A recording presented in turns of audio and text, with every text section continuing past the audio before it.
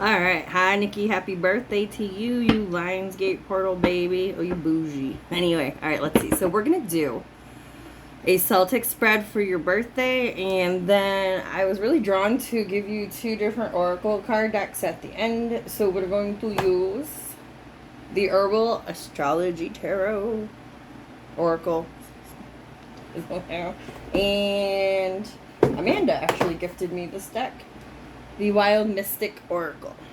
So, we'll do that at the end. So let's see, Celtic. Nikki Singer. How many shuffles? Okay. 5.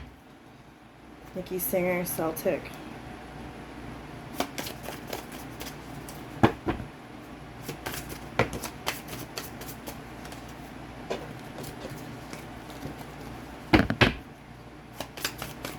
Take note. Thank you. Leave it out. Thank you. Queen of Pentacles at the bottom of the deck. Spirit told me to leave out the Ten of Cups. When those cards flipped before, you had Eight of Pentacles at the bottom of the deck. A big old stack. Temperance in reverse. So basically, themes of your life. Growing impatient. Also, keep feeding energy, keep putting in the work to things that might not necessarily align to you in the moment, whether you were able to see it or not. If you did see it, you did it anyway, whether it was hope, frustration, force, these different energies. And it seems to have been existing for quite some time. Now let's go ahead. Okay, tell me about that. Those things are not your legacy. Okay. So, at the heart of the matter, you have the King of Wands. What crosses you, which is not good or bad, it's what's present. King of Cups. North Node, the Star. South Node, Magician. Go, girl, look at you.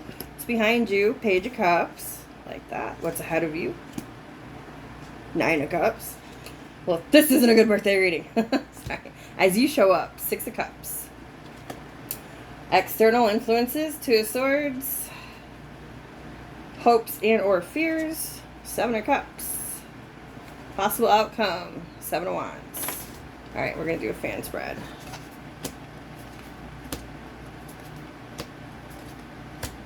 Well, I'll be damned. All right, so you're Celtic. With the Queen of Pentacles at the bottom of the deck, this is pertaining to everything that you nurtured in your life, that you tended to, that you saw through, everything that you busted your ass for, everything that you had inside of these four walls, whether you wanted it there or not. Okay, that energy. So at the heart of the matter, you have the King of Wands. Kings, we're not doing gender, we're doing rank. So it goes page, knight, queen, king. That's top notch. Okay, that's mastering the suit. King of Wands. He's confident. He trusts in himself. He trusts in his intuition. He is a leader. Natural born leader energy. Okay? He understands what it takes to get the ball rolling. To manifest whatever it is he desires. He's a natural born manifester as well. It's like things just work for him. And it's not just because, oh, it's like shit luck. No. It's, excuse me. I like to say that the King of Wands has like little antennas. Because that's associated with sacral. It's, again, your intuition, understanding. There's no discernment here. It's, if it doesn't feel good, I'm not going to entertain it, okay? Because I know better. And I'm only going to entertain things all in, 100%. It's a very black and white energy there. There's no gray area. It's a hell yes or a hell no, okay? So that is the energy at the heart of the matter. Now the energy that crosses you. You have the King of Cups.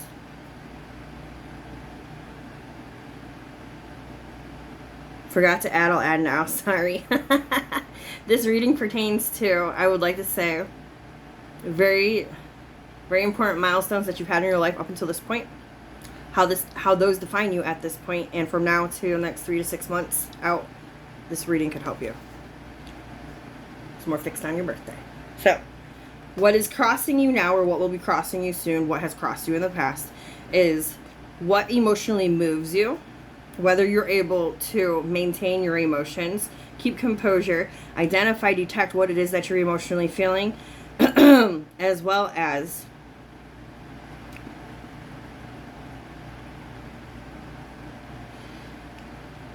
Not trying, yeah, I'm going to say it. It's not really trying to get out of the loop of always putting others first or doing what's best for everybody involved. But that is a major theme that has played out in your life, especially with you showing up as the Six of Cups there. So the King of Cups, I mean, he'll make wise choices when it comes to his heart space. He's mindful. But unlike the King of Wands, who's very passionate, like he leads with his desires and his fire, where the King of Cups, he listens to his heart. He tries to spread his light wherever it is, but when it's crossing over the King of Wands, again, I have to say it is being mindful and withdrawing your energy. Especially if you can't be 100% all in. So it's almost like the things that you yearn for, the things that you love, the things that make you happy, almost is meeting and challenging what it is that you desire and what would fulfill you. Okay, so your North Node, this is where you're going, where you want to go. You have the Star. This is like, I was looking for the Hermit to show up here. So the Star is your hope, your wish, your dream, not your fantasy. Fantasies aren't really obtainable, but dreams are, okay? Write that down. This is also a season for you to refill your heart space, to rejuvenate, to relax and rest when you need to. Again, I just keep hearing doing the things that you want to do. Now your South Node. I'm talking on a soul level, multiple lifetimes that you had. You always contract and reincarnate with, it feels like those who boost you, those who are catalysts to help you reach your mission, to manifest those things that you really want to bring in here. You very well could have met these people already that you could detect in this lifetime. I would have to say yes, you have, being that happy 56. If you were to go back and process your life, nostalgic energy, you'll see if you could separate emotions, whether it was happiness or pain. How these people actually shoved you, gave you a boost, were the stepping stone, not the final destination, if you will, okay? To get you to your wish fulfillment. So in this season of your life, you might be reminiscing in a good way with a smile. Once you understand that all had to happen, good and bad, for you to get to where you are right now and where you want to go, okay? What's behind you is the Page of Cups. I heard no more daydreaming. No more attending conversations that are one-sided or lackadaisical or non-reciprocal. That was very clear-cut and dry, so I'm not going to really spend much time on that. I do like your journey. What is ahead of you? You got the Nine of Cups. I will show you the Page of Cups. I didn't even show you the Magician. My bad. It's a beautiful card. And Page of Cups behind you. How's that saying go, when pigs fly? Now, your journey, what's ahead of you. This is a golden card. This is a beautiful card. You got the treasure chest down in the bottom. Her heart space is glowing. She's got her 9 cups. That's happiness. That's contentment. That's satisfaction. That's joy. 9 is nearing the end of a cycle as well. So this is the harvest.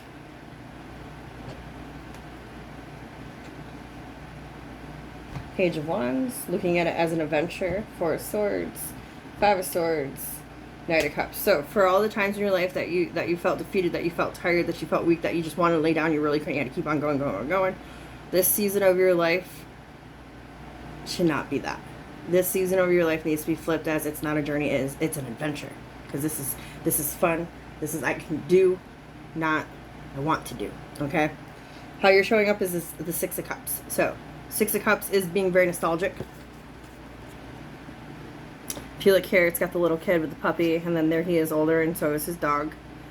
I didn't even think, oh, I don't ever use this deck either. Stepping stones. Literally said, looking at everything, the Magician, looking at everything from your past. I'm sorry, I amaze myself sometimes. That's pretty neat. Okay, so 6 of Cups, how you're showing up. 6 of Cups is nostalgia. Now, I will also talk about cycles, because everything in life runs in cycles. We'll have lessons, we'll obtain those lessons, we'll learn from them, whether we do or we don't. I think we learned something at least. And then the cycle will come back around later on in life, and then later on in life, and then later on in life. But it could be with different people, different situations, experiences, but you could always pull the same energetic theme from it. So, if not now, here in the future, you're going to be showing up in this energy. This really feels like a lot like enlightenment. As well as you might be trying to avoid entertaining people from the past, because external influences, you have Two of Swords.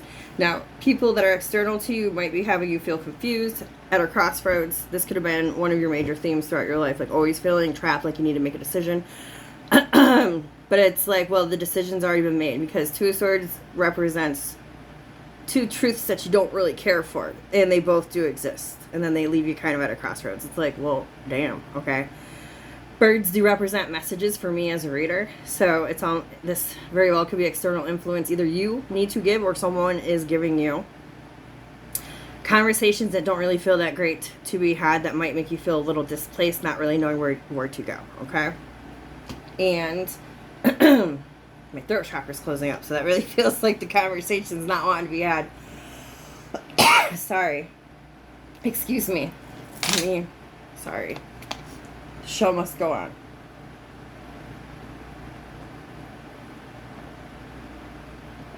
Oh, I apologize. Hope and or fear. You got the Seven of Cups here.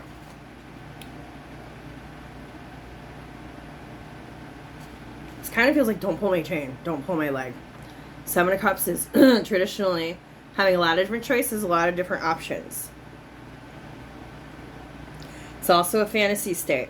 You get into this fantasy state because, first of all, when you're somewhere you don't really want to be, or you're looking to ascend even, it might not even not be where you want to be, okay? You might want to be there, but there's always something better. Being the fact of that, you have all these different options that are around you. Be cautious not to get so stuck in your head, but yet at the same time, we call this keeping the balance, of looking at each cup, each opportunity, each situation, each door, if you will, enough to feel the energy of, is this the right one? What is this one going to bring me? Because not every cup is good in the Seven of Cups. Some's filled with drugs, some's filled with gems, naked lady, a dragon. Spicy, okay? So possible outcome. This, I would have to say, or not possible outcome, excuse me.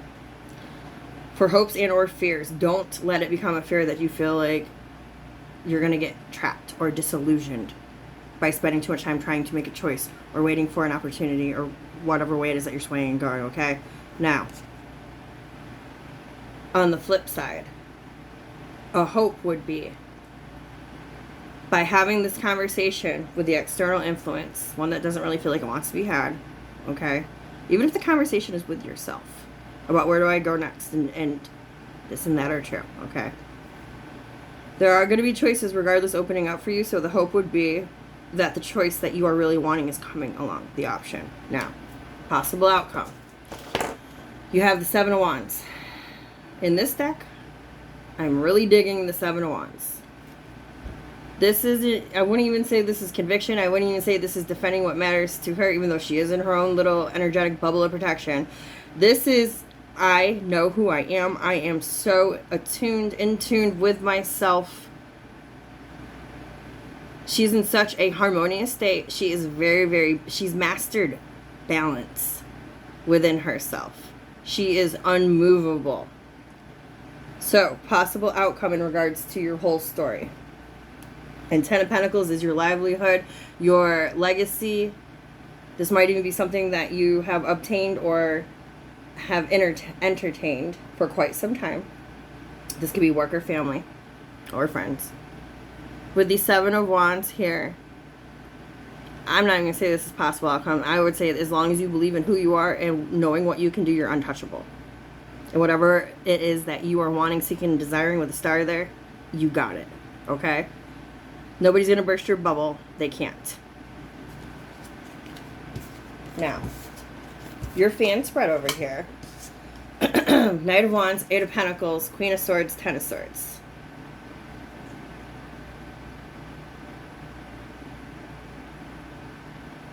This is not being afraid to make a bold move, because you've made bold moves in the past and they might have come back to bite you in the ass. Okay?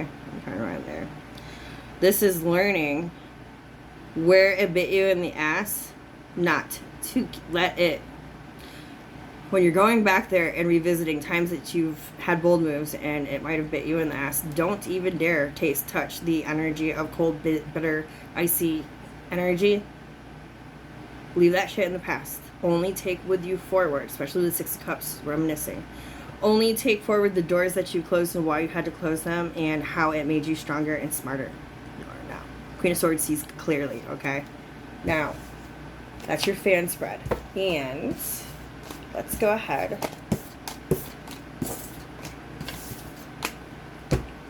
Please forgive me because when I do these decks, I like to read the book because the way that the authors and artists have taken their time to channel Spirit's messages.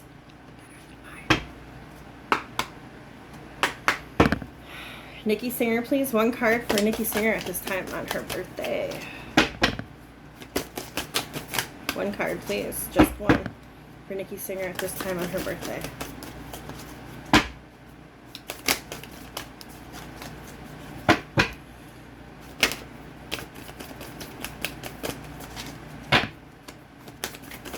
Thank you. Rue, we'll say it sideways. You got Retreat at the bottom of the deck. I'll show you. Retreat. Which is Reishi, it's a mushroom. And then Rue, which is protection here. Oh my god, it's a lion! Sorry, that just clicked. Ow! Happy birthday, sorry. You fucking Leo. I hope you're laughing at me. I can't help myself. Okay, let's see here.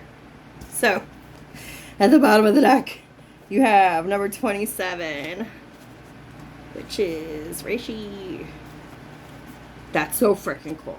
I'm going to tell Amanda that. Boss babe. Retreat. Upright. Retreat. Recover. Meditation. Hibernation. Spiritual contemplation. There's spirit cracking the water bottle. Replenishment of spirit.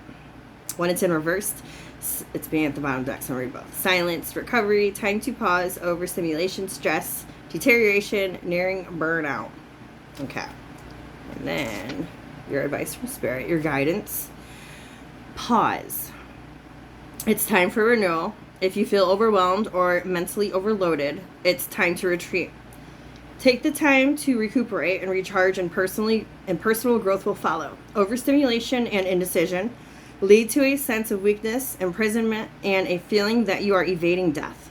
Like bears hibernate or rest before you take on the next project or challenge.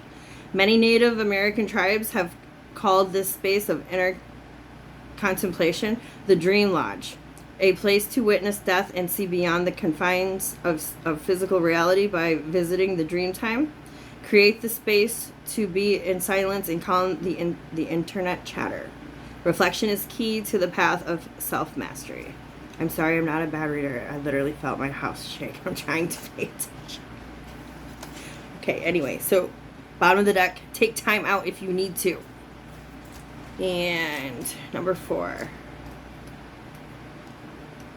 Don't reach burnout mode. Recoup. The card that come out sideways. So upright, protection.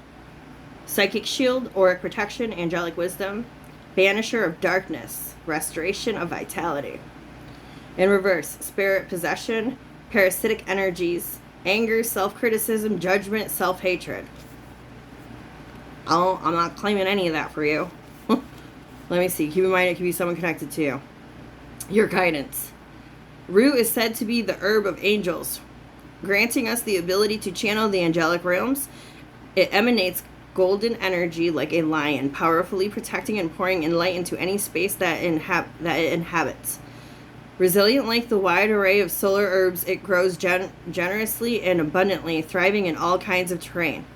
Demonstrating its strong life force and vitality, Rue has landed in your cards today to remind you to protect your aura from lurking and possessive spirits that might be consuming your energy. Energy vampires. Don't let parasitic negativity to darken your field, which can create perpetual states of self-criticism, self-doubt, or self-hatred. Call upon Ru's power to shield your body with angelic forces and restore radiance, vitality, and love into your atmosphere. All right, cool. So be mindful of those that surround you, especially when you talk about the King of Cups, you know, doing what's best for everybody involved, but also making sure that you're emotionally in check with yourself. If you have to pull your energy back. Wisdom. Just doing a fan spread. Commune. Blessings. Acceptance. And stillness. Just that. Spirit has spoken. Now, let's do this deck. I got hair in my mouth, I'm sorry. Wild Mystic. One card, please. From Nikki Singer on her birthday. Just one. Power, Sacred, Trust, Secret at the bottom of the deck. But I just want one, please. Just one. Nikki Singer.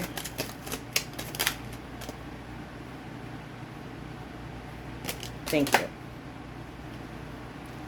Are you kidding me? Are you kidding? How magical are you?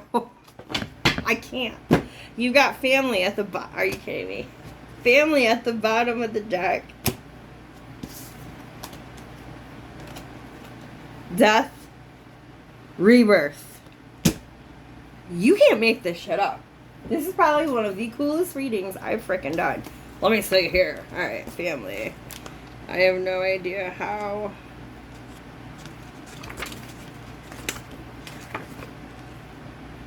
That's a seahorse. Okay. Page 100. Pertaining to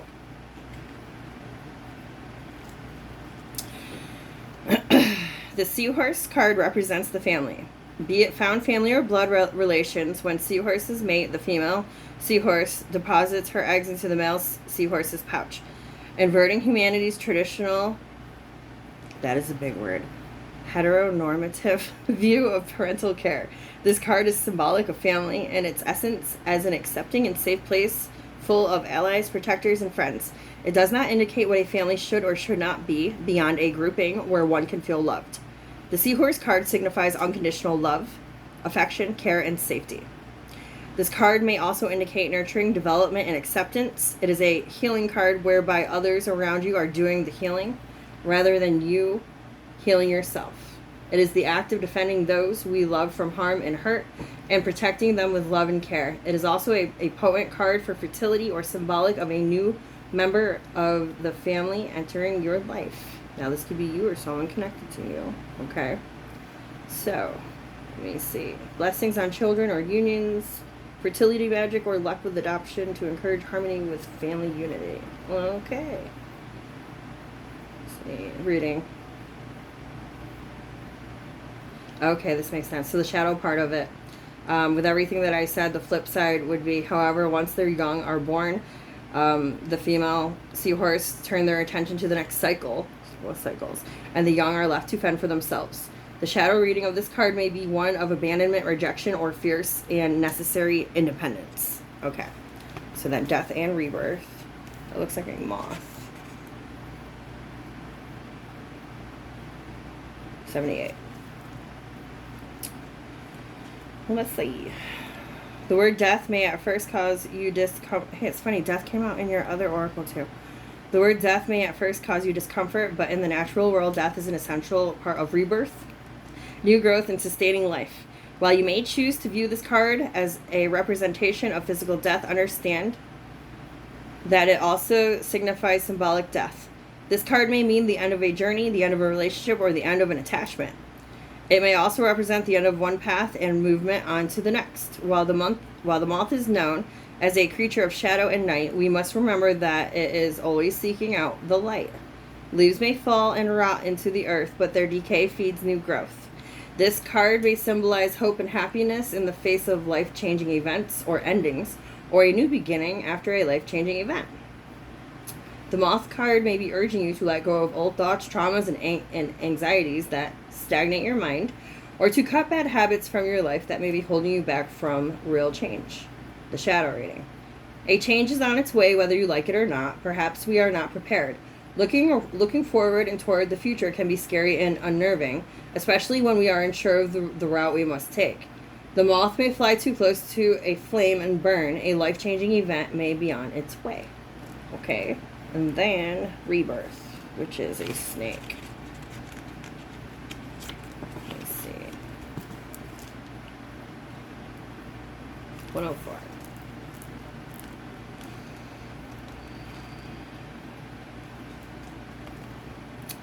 Rebirth. This card represents the cycle of rebirth and eternity, while the salamander represents the regrowth of a part of oneself from destruction and chaos. The snake signifies a natural rebirth of the whole self.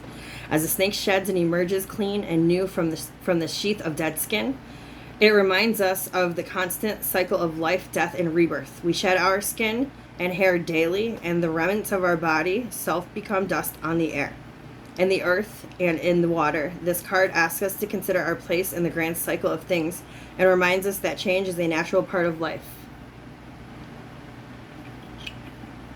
The symbol was originally associated with the unions between Ra, ancient Egyptian god of creation, and of the sun, and Osiris, the god of dead. This union of life and death becomes a symbol of rebirth.